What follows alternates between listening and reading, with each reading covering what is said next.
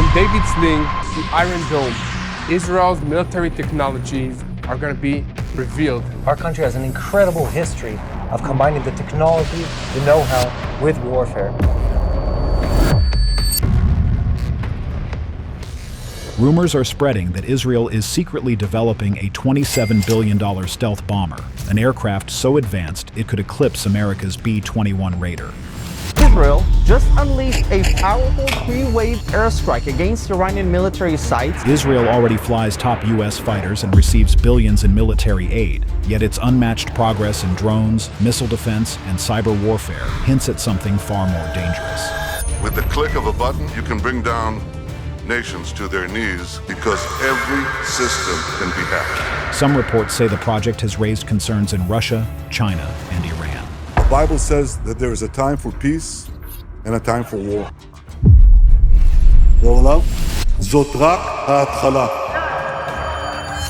The strike that reignited Israel's bomber issue. When Israeli jets lit up Iran's skies on June 13, 2025, it wasn't just another regional clash. It was the spark that reopened one of Israel's oldest military debates: why the country still has no long-range stealth bomber of its own. Missiles, drones, and counterstrikes filled the air as both sides pushed their limits, and for a tense stretch of days, the world waited to see what would follow. Then quietly and without warning, the United States entered the picture. What came next turned the simmering exchange into a global event. Late on the night of June 21st, as most of the world slept, a set of black wing-shaped aircraft lifted off from Whiteman Air Force Base in Missouri. They climbed into the darkness with no visible lights, crossed the ocean, and flew straight toward the most fortified points on Iran's map. The aircraft were B-2 Spirit stealth bombers, huge flying wings built to disappear from radar and hit their targets before anyone even knows they're coming. To keep eyes and satellites guessing, the operation began with deliberate misdirection. A separate group of B-2s took off in a direction that pointed toward Guam, an obvious path that kept cameras, trackers, and analysts focused far from where the real mission was headed. Meanwhile, the true strike package flew the opposite way, in total radio silence. They refueled in the air, stayed dark on radar, and kept going for nearly 18 hours before reaching the target zone. The effort involved far more than the bombers alone. More than 100 aircraft took part. Fighters, tankers, electronic warfare platforms, and surveillance planes, all working in sync with submarine-launched cruise missiles that rose from the sea at just the right moment. Their targets were not random. They were the heart of Iran's nuclear infrastructure: Fordow, Natanz, and Isfahan. Each of these sites represented years of construction and billions of dollars of hardened defenses. Fordow, in particular, was considered untouchable. It sat buried under roughly 300 feet of solid rock, deep inside a mountain, protected by layers of reinforced concrete. Conventional bombs couldn't reach it. Even advanced bunker-buster weapons struggled. Only one bomb had ever been built to pierce that kind of depth: the Massive Ordnance Penetrator, or MOP. The MOP was unlike anything else in the American arsenal. A steel spear roughly 20 feet long, weighing about 30,000 pounds. It was designed to plunge through layers of concrete and rock before detonating deep inside its target. Until that night, it had never been used in combat. But on this mission, 14 of them were carried by the B-2 bombers and dropped on Iran's underground sites. Each attack run was calculated to the second. The first bomb cracked open the outer defenses. The second followed through the same hole, digging deeper. The third went deeper still, each strike creating a pathway for the next. The final impacts triggered explosions hundreds of feet underground, collapsing galleries and cutting off tunnels built to protect Iran's most secretive work. The route the bombers took was a lesson in stealth.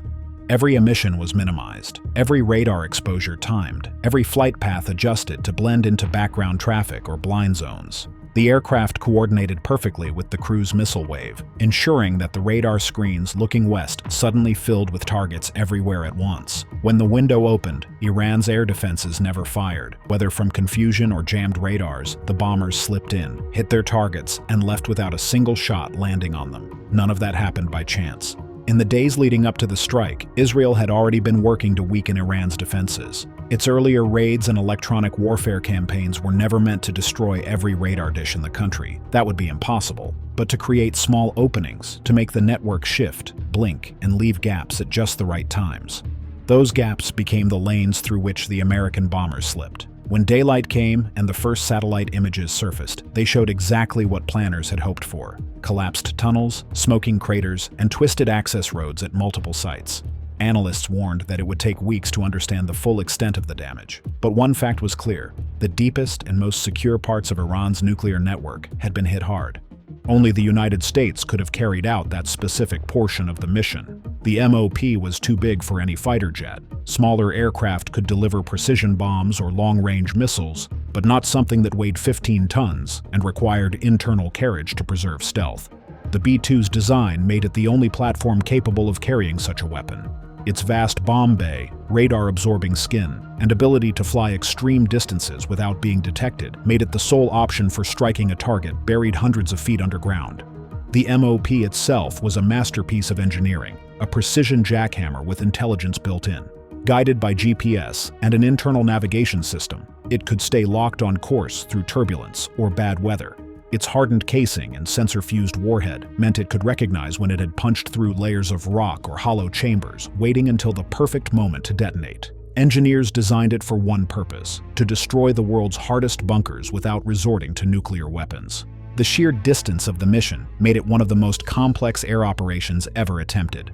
From Missouri to central Iran, the round trip spanned more than 12,000 miles and lasted almost a full day. Every leg of the journey had to line up with refueling brackets in the air. Tanker aircraft waited in designated zones, timing their own arrivals down to the minute. Any delay could ripple across the entire operation. That was why the false move toward the Pacific was crucial. On the ground, the psychological and strategic impact was immediate. Tehran spent hours trying to assess what had been hit and how much of its underground network remained intact. Engineers and emergency crews struggled to reach damaged sites, uncertain which tunnels were still safe. In the hours that followed, Tehran issued statements claiming minimal damage and vowing retaliation. Missiles were launched back toward Israel, some intercepted, others falling harmlessly in the desert. In Israeli cities, families stayed close to shelters, unsure whether the exchange was over or just beginning. Washington kept its own message short and deliberate. The strike was precise, limited, and meant to stop escalation, not fuel it. Markets reacted within hours. Oil prices ticked upward, shipping routes grew tense, and naval forces moved to monitor the narrow waterways that carried much of the world's energy supply.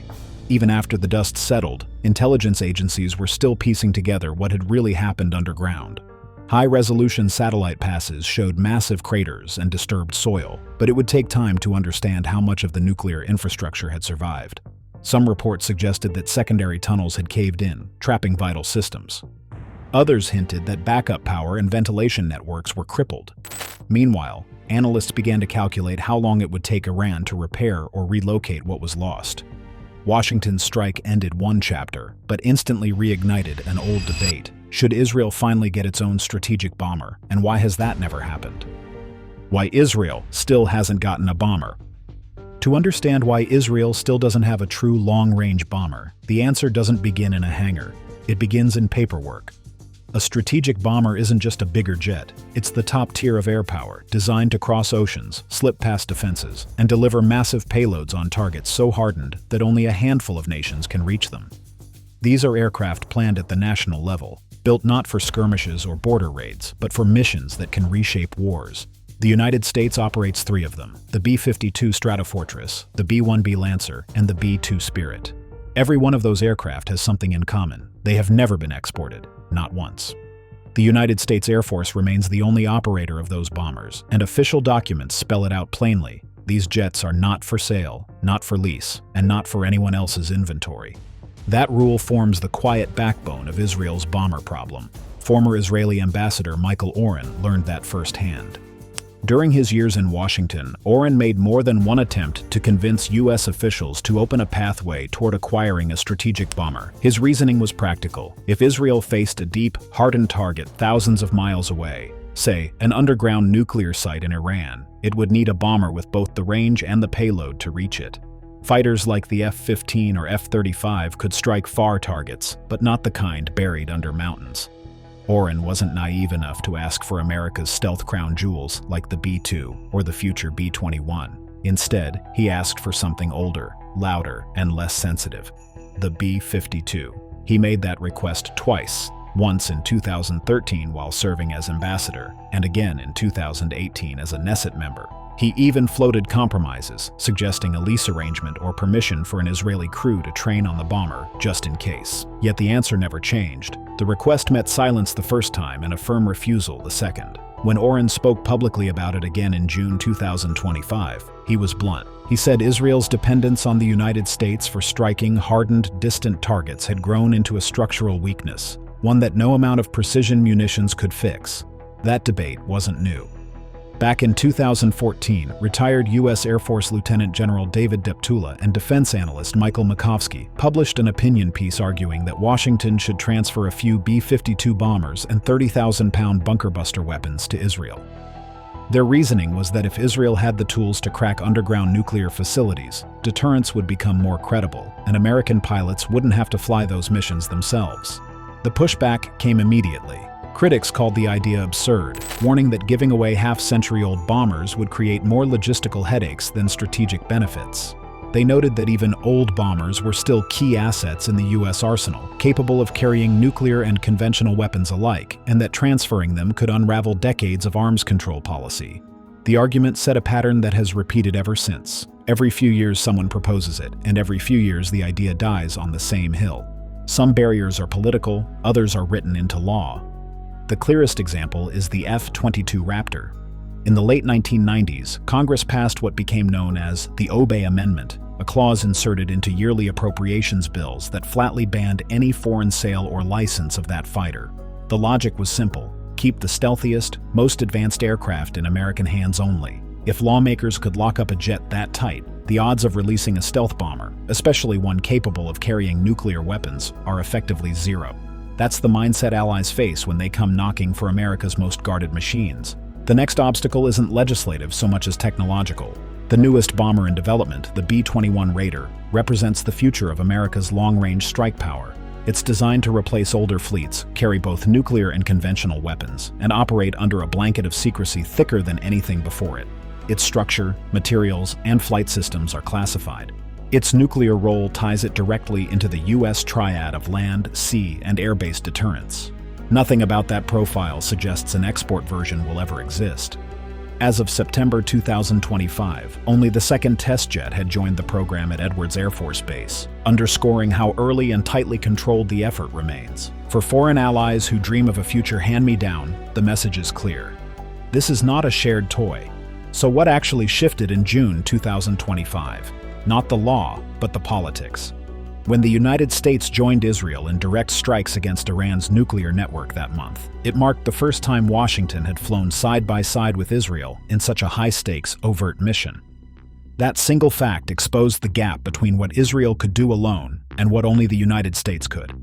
Suddenly, the long-running argument over bombers turned from a theoretical wish list into a concrete question: who handles the next deep Earth strike if the threat rebuilds?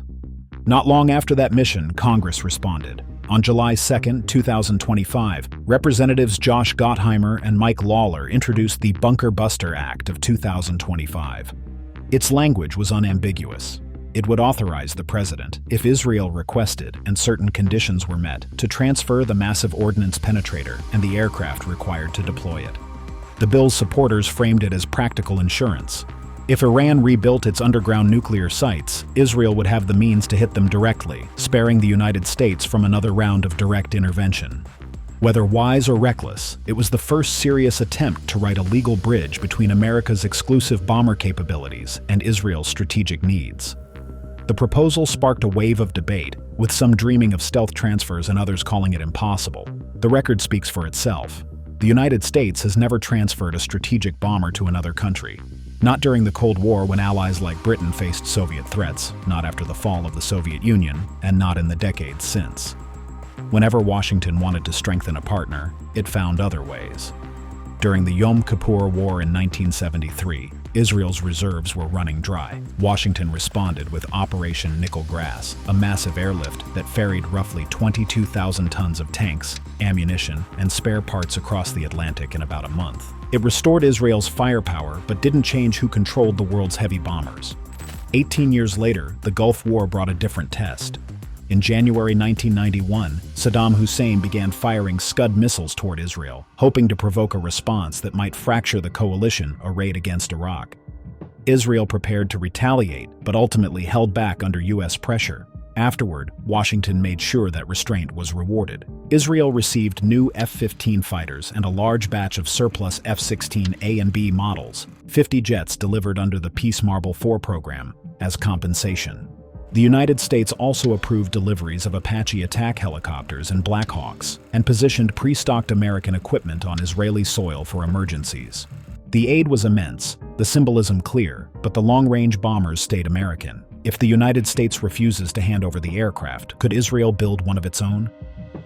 The harsh truth behind Israel's bomber dream. If Israel truly wanted to build its own heavy stealth bomber, the question isn't whether it's possible in theory. It's whether it could actually afford the time, money, and risk that such a machine demands. A genuine strategic bomber must take off from Israeli soil, cross nearly 1,000 miles of airspace to reach central Iran, release massive weapons on deeply buried targets, and return home without being shot down. That's the baseline. Tel Aviv to Tehran is roughly 1,000 miles, and Iran's key enrichment sites, places like Natanz and Fordow, sit several hundred miles farther inland. You're talking about a round trip that pushes 2,000 miles or more, depending on the route, plus the extra fuel you burn flying a stealth profile that keeps you invisible to radar. The weapon that drives this entire discussion is the Massive Ordnance Penetrator, the MOP. It's enormous and requires a stealth bomber built around it. Designing a brand new aircraft capable of holding that kind of load internally without ruining stealth is not a side project. It's a generational commitment. The next challenge is survival. Carrying the bomb isn't the hard part. Living long enough to drop it and make it home is. Iran fields long-range air defense systems that trace their roots to Russian designs.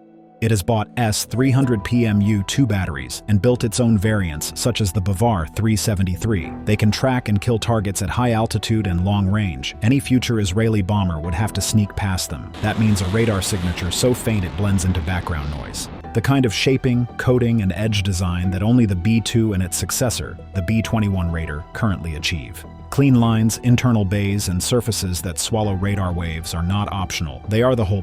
If your bomber can't hide from Russian-grade sensors, there's no point in building one at all. And stealth is not something you slap on with a bucket of paint. It's a factory-level discipline. The history of the B-2 is a cautionary tale written in dollars and frustration. It involved exotic carbon composites, microscopic precision on every seam, radar-absorbing structures that could deform under heat, and coatings so temperamental they needed constant climate control. The U.S. Air Force and the Government Accountability Office spent decades cataloging how hard it was to meet radar signature goals in testing and to maintain them in service. Those same physics apply no matter whose flag is on the tail. For a small country with a limited industrial base and a defense workforce already spread thin, the engineering burden would be crushing. That's not to say Israel lacks the brains or the experience. It absolutely doesn't. The country has some of the most skilled aerospace engineers in the world. It took the standard F-35A stealth fighter and created the F-35ED Adir, a custom version with an open architecture computer system that lets Israeli technicians plug in their own sensors and software. Israel also builds and operates one of the most advanced families of unmanned aircraft on Earth, from the Heron series to the long-range Heron TP, capable of staying airborne for more than a day. That's electronics, data links, and mission systems working in harmony. But there's a difference between integrating components into an existing airframe and designing a clean-sheet stealth bomber from scratch. Fighters and drones are complex. A stealth-heavy bomber is an entirely different class of difficulty. Back to the weapon itself, because that's what determines the shape. To carry even one 30,000-pound penetrator internally, you need a bomb bay at least 20 feet long, with the hydraulic doors, power systems, and structure strong enough to hold it all together under stress. The fuselage must be thick and wide enough to house that bay and still hold fuel for a 2,000-mile round trip with reserves. Then you add the radar array, electronic warfare suite, cooling systems, wiring, sensors, and the stealth skin that wraps around everything. Each layer adds weight, complexity, and cost. Then comes the price tag. The best cost benchmark available today is America's own B-21 program. The The U.S. Air Force lists the target unit price at roughly $692 million in 2022 value. That's just the average procurement cost per aircraft. It does not include the billions already poured into research, development, testing, and factory construction. If the world's richest defense budget with decades of stealth experience pays that much, imagine what a small nation would face starting from scratch. Israel's own finances are stretched thin. After 2 straight years of near-constant conflict, the government approved an additional defense budget of roughly 42 billion shekels, about $12.5 billion US dollars, for the 2-year period of 2025 to 2026. That's on top of already high wartime spending. In 2024 alone, Israel's war costs reached roughly 112 billion shekels, widening the deficit. The annual $3.8 billion military aid from Washington helps, but that money is largely tied to purchasing American equipment and joint missile defense projects. Every shekel spent designing a bomber is a shekel not spent on Iron Dome interceptors, precision munitions, or ground operations. There's also an old lesson written in Israeli history. Back in the 1980s, Israel poured its talent and budget into a homegrown fighter called the Lavi. It was sleek, modern, and promising. It even flew. And then it died in 1987 after ballooning costs and fierce debate over whether Israel's limited resources were better spent elsewhere. The cabinet canceled it by a single vote. That was a fighter jet. A stealth bomber would be exponentially more complex and far more expensive. If the Lavi strained Israel's budget and industry, a heavy bomber program would bend them nearly to breaking. Even if the money somehow materialized, there's another obstacle: the weapon itself. The massive ordnance penetrator isn't for export.